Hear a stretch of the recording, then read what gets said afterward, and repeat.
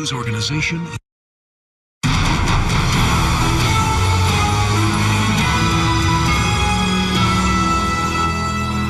President Trump is on the road this weekend, starting today at a Boeing plant in South Carolina. While in Washington, debate continues over his cabinet picks. Good evening, I'm Brittany Pieper. And I'm Christina Salonikis. Questions linger following his White House press conference that lasted over an hour yesterday, but with cheering crowds and a campaign feeling, those questions went unanswered today. NBC's Jay Gray reports on today's events.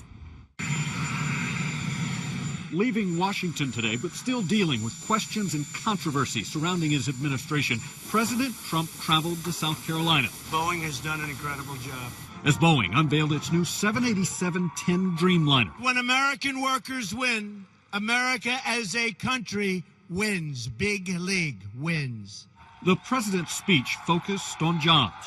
We want products made by our workers in our factories, stamped with those four magnificent words: made in the USA. While back in Washington, NBC News has learned at least 4 men are being considered for the job of National Security Advisor after Vice Admiral Robert Harwood said no to the post last night. I'm not ranting on that. As the fallout continues. What was your reaction to the president's news conference yesterday? The Trump administration to date is an administration that is not only off its wheels, but off the track. A day after the president's freewheeling, at times contentious press conference. I like what he's doing. I've not been a fan of the extra discussion that he likes to engage in. Following his stop in South Carolina, the president again took to social media, battering the media, leaving many outside of Washington unsure of what to believe. I don't know what the truth is anymore. Almost a month into the new administration. Jay Gray, NBC News, Washington. The president is scheduled to speak at a rally Saturday in Orlando. Scott Pruitt was sworn in late today as the next administrator of the Environmental Protection Agency. Pruitt, Oklahoma's Attorney General, took the oath shortly after the Senate confirmed him. Senate Democrats staged an all-night session trying to delay the final vote, and hundreds of former EPA employees urged senators to reject him. Pruitt has been criticized for trying to block EPA regulations on behalf of his state and for questioning the impact of climate change. The White House Communications Director is expected to be announced soon. Crossroads Media founder Mike Dupke is the next expected nominee. He founded Crossroads Media in 2001 and brought it to the national level during the 2008 presidency. He has not commented on the potential job. 2 Cuban nationals were flown back to Havana today by Immigrations and Customs Enforcement officials.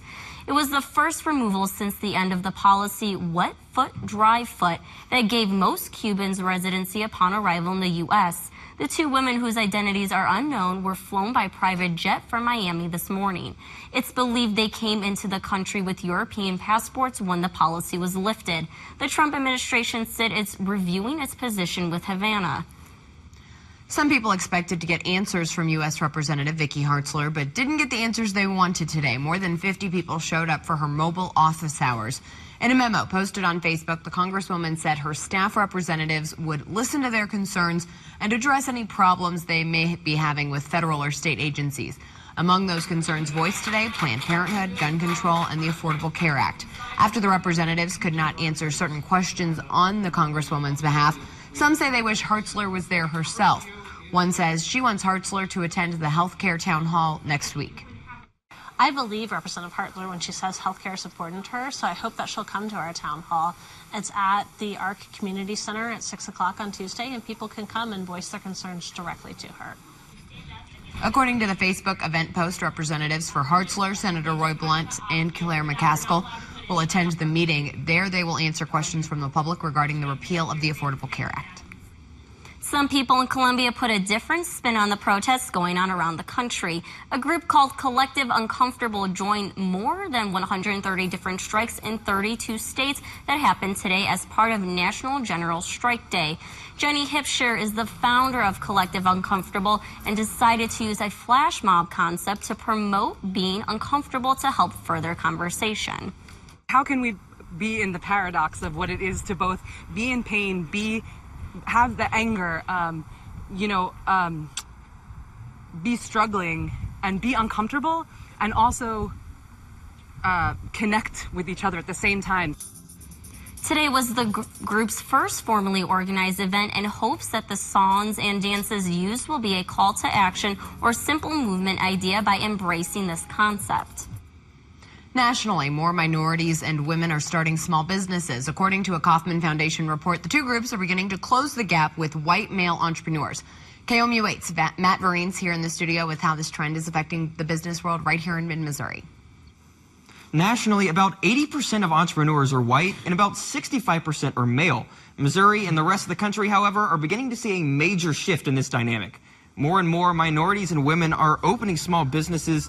The Columbia Chamber of Commerce says city programs like the Small Business Development Center and the Missouri Innovation Center have been key to these increases. The president of the chamber told me educating the public on these programs will help new entrepreneurs thrive here in Columbia.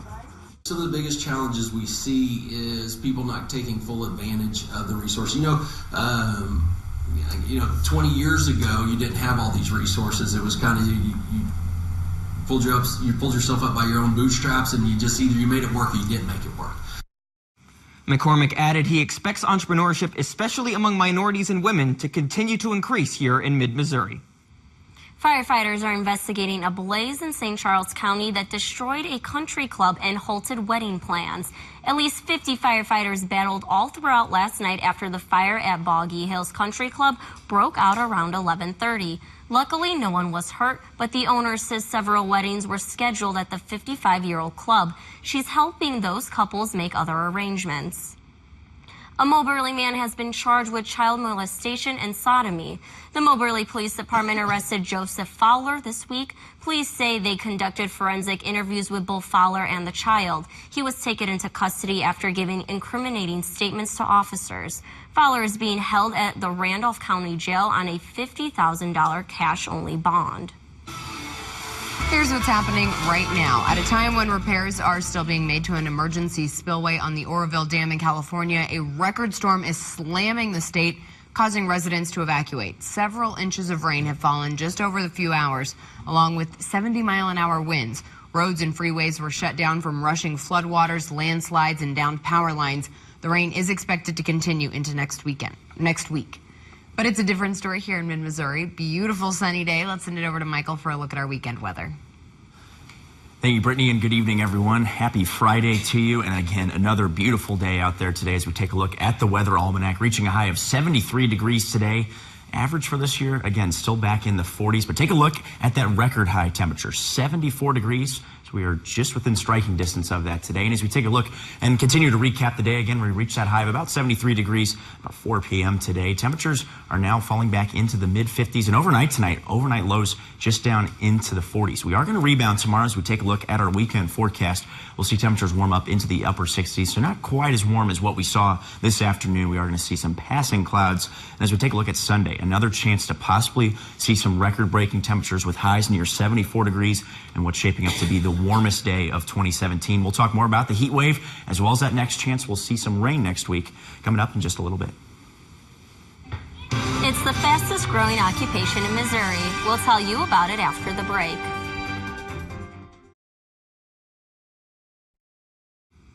Occupational and physical therapy assistants are the fastest growing jobs in Missouri. This comes from a report by business company Zippia. KOMU 8's Daniel Litwin spoke to therapists in Columbia to understand why these careers have become so attractive. I did it! I really did it! Occupational therapy isn't as well known in the health professions field. It's usually through some type of either career exploration or through a personal experience either of themselves or with a family member that they encounter occupational therapy. But in recent years, the career has spiked in numbers, especially at the University of Missouri. We have increased our numbers in recent years. We are now up to 44 students per graduating class. And we have about 100 to 125 qualified applicants each year for those 44 spots. Occupational therapy assistant is the fastest growing job in Missouri and takes half as long to complete as a master's level therapist. They're able to get out into the profession a little bit faster and with a little bit less in terms of student debt. Students are also being drawn to the pay. The median salary for occupational therapy assistants is $54,000 a year. For occupational therapists, it's 80,000. The physical therapy field has seen similar growth. I think, part of the reason it's booming is people are staying more active later in life, which is great, but that also leads to kind of overuse injuries and can lead to, traumatic injuries. Myers, a 2014 graduate from Mizzou's physical therapy program, says he chose the job for the same reason as many of his peers. I think it kind of goes down to wanting to help people. A lot of things we talk about, is helping people feel better and kind of do better, help them get back to the activities of their life. With a 40% growth rate projected through 2024, it's safe to say the two professions are here to stay in Missouri. Daniel Litwin, KOMU 8 News, Columbia. MU's occupational therapy department hopes growth in the field will encourage donors to help build a new location for the program. Get your green thumbs ready. Later in the show, we'll tell you how you can get better food. Welcome back to KMU 8 News at 10. We're taking a look at the time lapse out over the Lake of the Ozarks. Temperatures down in the 40s this morning, but we warmed up. As you know, we're in a little bit of a heat wave here in February. Temperatures warming up to a high of 74 degrees at the lake, and temperatures really in the mid-70s across mid-Missouri. And temperatures at 10:14 p.m. at the Lake of the Ozarks are still at 62 degrees. And temperatures, of course, are the big story lately. We've, again, had a little bit of a heat wave, and those warm temperatures are going to continue at least for the foreseeable future and into next week as well. We'll be at 69 degrees tomorrow, so a little bit cooler than what we saw this afternoon with those temperatures near 73 degrees. But we return to that temperature by Sunday, a high of 74 degrees, which isn't that far off the record, which is 76 degrees, reached back in 1930. And you can notice even on Monday, we'll be at 72 degrees. 76 was reached last year, so we have the potential to break the record for February 20th, back-to-back years with those record-setting temperatures. As we look at temperatures right now, again, still in the 50s for the most part, 59 in Columbia, 58 in Jefferson City, still 62 down at the Lake of the Ozarks, and those temperatures are maybe going to get down into the 40s tonight, but again, a very warm evening for us here across mid-Missouri. Winds are out of the south, most of the reason why we're seeing those warm temperatures, and they are going to remain very strong overnight tonight. You can see still 13 miles an hour here in Columbia. Those will continue to be very breezy overnight tonight. So as you're in your house overnight tonight, you will be hearing those winds passing through the area. It's all because, again, of a low pressure system off to our south, bringing up actually some cloud cover from the Gulf of Mexico, and there's a chance to possibly see a shower for our very extreme southeastern viewing area. But it looks like maybe St. Louis could see a little bit of that overnight tonight into tomorrow morning. And again, we have all that rain out in Southern California, and that will continue and eventually come to us. But until then, we are going to remain very mild and dry, especially for this weekend. But we do have a cold front that is just getting into Kansas at this hour, and that will move through tomorrow afternoon. It won't bring any rain with it. Actually, it'll prevent us from getting any rain. Again, a lot of moisture coming up from the Gulf, a chance to see maybe a spot shower off to the east. But there's that front beginning to push through right around lunchtime tomorrow afternoon, and that'll push any moisture out of the area and keep us pretty dry again for this entire weekend with a little extra cloud cover during the afternoon. But overnight, things clear up. And by Sunday afternoon, we could see, again, the warmest day of 2017 with those temperatures in the mid-70s. A lot more sunshine on Sunday than we will see tomorrow. But you can kind of notice off to the west, there's a little bit of something beginning to bubble up there, and that's a front that'll push through and give us actually a pretty good chance for maybe even some moderate to heavy rainfall Monday morning to start off the work week. And you can see right there, that's at 4 a.m. Tim will be here with weather on the 8th starting at 4:30 a.m. to keep you up to date with that. But again, anywhere from moderate to heavy rainfall. Looks like maybe a spot thunderstorm in that as well, but that'll be with us for much of the morning hour and even into the evening hours on Monday as well. But overnight tonight, we are going to remain very warm, 49 degrees for an overnight low. That's warmer than what our high temperatures are supposed to be like this time of year, and we are going to continue to see those partly cloudy skies. And those will transition to mostly sunny skies tomorrow. Again, the record high for tomorrow is 71 degrees, so those record-setting temperatures continue, and even as we head into next week as well. 74 degrees for Sunday. There's that chance for rain on Monday. We're still in the 70s by Wednesday and Thursday, but notice, by the end of that 8-day forecast, you can see things return back to reality by next Saturday with temperatures near 47 degrees. So it was fun while it lasted, but we still got a few more days of those warm temperatures. More than a few. I mean, we have almost a whole week before it's going to get cold again. Yeah. All right. We won't think about that. Cold. Thanks, Michael. After the break, the warm weather might feel nice now, but it could affect your food in the future. That's coming up, but first, here's a look at your lottery numbers. Good luck.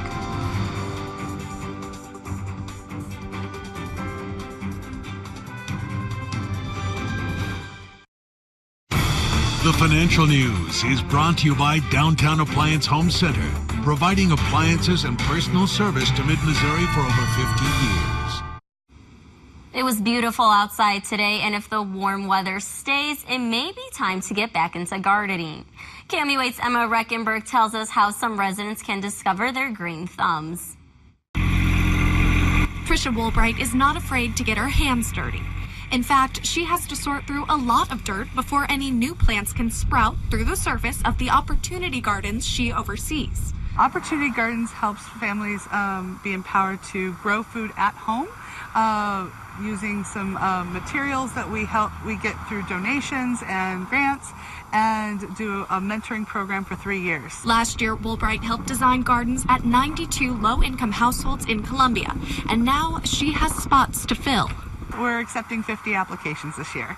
Participants in the program receive assistance growing food in their backyard gardens. Inside the farm's greenhouse, you'll find a variety of seedlings that can be transplanted to Opportunity Gardens around Columbia. Buckets, tomato cages, and wooden plant beds are some of the resources provided. One program graduate says her garden has provided financial and health benefits. I was more creative in figuring out what I could throw together that I already had in the house. And so that definitely contributed to saving money, but also I was ensuring myself that I was eating healthier. Radishes, carrots, tomatoes, kale, and other greens were some of the plants King grew in her garden. She says her gardening experience has given her confidence. It's given me reasons to get up out of bed in the morning, when I don't have anything specific that I need to do that day. Emma Reckenberg, KOMU8 News, Columbia. Those interested in applying for the program can fill out an application on the CCUA website. We have a link to that on KMU.com. The unseasonably warm weather has been pleasant for most people, but it's anything but for some Kansas farmers. The warm weather is causing winter wheat to break dormancy early. The wheat thinks it's time to start growing, which leaves it vulnerable to freeze if the cold weather returns. Farmers say this could cause them to lose some of the wheat and get a lower yield in the summer. Minnesota's farmers will get some assistance from the state. Governor Mark Dayton signed the Rural Finance Authority legislation into law. It's a $35 million fund to provide assistance to farmers struggling with low prices and rising expenses. The old saying goes, there's not enough room in this town for the two of us. Coming up in sports, could Hickman or Battle claim Columbia as their own? Now, from the Ford Sports Desk, KOMU8 Sports.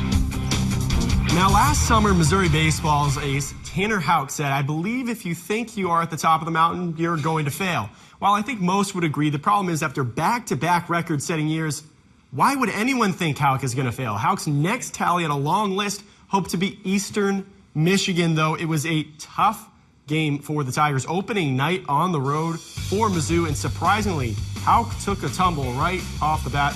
Final score, can't see it there, but Missouri loses 6-2. Houck with 9 strikeouts and 8 innings pitched and 5 earned runs.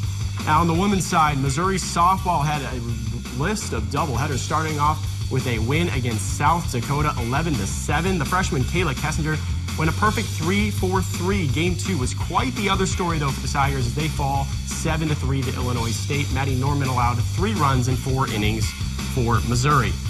Now in high school, there are quite the cliques and quirks and stuff you look back on today and say, I wish I wasn't wearing that. Battle joined the Columbia High School ranks a few years back, and it's safe to say Hickman wants nothing to do with Battle sitting with them at the lunch table. The Spartans have never beat the Cupies. First quarter, Jarvis Jennings, he's going to throw one right up in the air here. And Thomas Dutton, 2 hands for safety, comes down with the alley-oop slam. Those are the first points of the game. Later, it's Chase Thomas. You'll remember that name throughout this highlight. Knocks down a 3. Hickman had 36-27 lead at Battle at halftime. But Battle came alive in the second half. Trey Many glides for the basket. Easy layup. He led the Spartans back to the lead here. Approaching the 1-minute mark, Hickman up 1. Isaiah Irwin knocks down the 3. Now a 4-point lead for Hickman. Last chance for Battle, down 3. Trey Many pulls up for 3, and it's going to rim out. Battle gets the board, and Alex Smith for 3. Not going to happen. Hickman wins it 69-66, 31 points for Chase Thomas. On the Tolton side, it's Zach Rockers, former Helias grad. He'd be taking on his former team, Helias, led by junior guard Landon Harrison. And Harrison would get things started early for Helias in this one. Tolton coach Jeremy Osborne. Yeah, he's not going to be happy with that one. He wasn't happy a lot during this game. However, Tolton would trade Helias a blow here throughout. Isaiah Wilson, he finished with 17 points coast to coast. Great play again from their star senior. This would come down to the wire. Tolton up 4 with 10 seconds left, and Helias cannot connect on the last-ditch 3 as Tolton wins it 71-67. Senior night at Rockbridge as the Bruins hosting Rockhurst. This one was a tight contest throughout. Early first quarter, Isaiah Mosley dishes to Jawan Harris for the thunderous slam. Bruins down 2 early. Later in the period, Rockbridge up 3. Rockhurst Xavier Rhodes takes it all the way to the hoop and the foul. We had a tie game at half, 39 apiece. The second half, nothing but a highlight reel for Rockbridge. Beautiful dunk there. First it's Mosley lighting up the cam. Then Bruins leading. Fast break. Evson Wiley takes flight to put Rockbridge up 4 late. The Cunningham sisters loving every bit of it. Wiley would finish it off. Yet another slam as they go on to win 67-60. Day 2 of the wrestling state championships came to an end today with schools across the state looking for a spot on that podium tomorrow. It was a struggle for Columbia schools early. We'll start with Rockbridge's Brock Davis, who fell to CBC's Malik Johnson in a 3-2 decision in the Class 4 120-pound semis. Battles Andrew Shea didn't fare much better. He lost to Raleigh's Tristan Barr in a 4-0 decision in the Class 3 126-pound semis. Then things started to turn around for the local schools. It started off with Hallsville's Luke West picking up the pin to move on to the 138-pound championship. And Tolton's Brock Mahler followed that up with a pin as well with just a minute and 14 seconds in the first round. He's moving on. Finally, Jefferson City's Peter Custer picked up the 7-0 decision over Holt's Jeff Ferris to move on to the 138 finals. Finals set for tomorrow. After hitting the diamond for the first time in decades, strong with 2 straight wins, Columbia College baseball is back down to earth. The Cougars fall to Christian Brothers University, losing 7-6 and losing the series. The Cougars have now dropped 4 of the past 5. Jeremy Reddick did his job starting on the mound with 6 1/3 innings, just 2 earned runs, but the bullpen fell apart in the end. And that'll do it for sports. Now here's our look at what we're filing for KMU8 News today. Low-income families will get computers tomorrow through the Homes for Computer program. And more women in STEM fields. That's the goal of tomorrow's Saturday afternoon Science at Stevens program. Join us tomorrow for KOMU8 News today, starting at 6 a.m. Our February heat wave continues for this weekend. Temperatures are going to be near 69 degrees tomorrow afternoon. A little cooler than what we saw today, but we're back up into the 70s for both Sunday and Monday. Pretty good chance to see some showers, maybe a few places to see some thunderstorms on Monday as well, but we're remaining well above average for this entire week. All right, enjoy it this weekend. Have a good night. Those temperatures look great.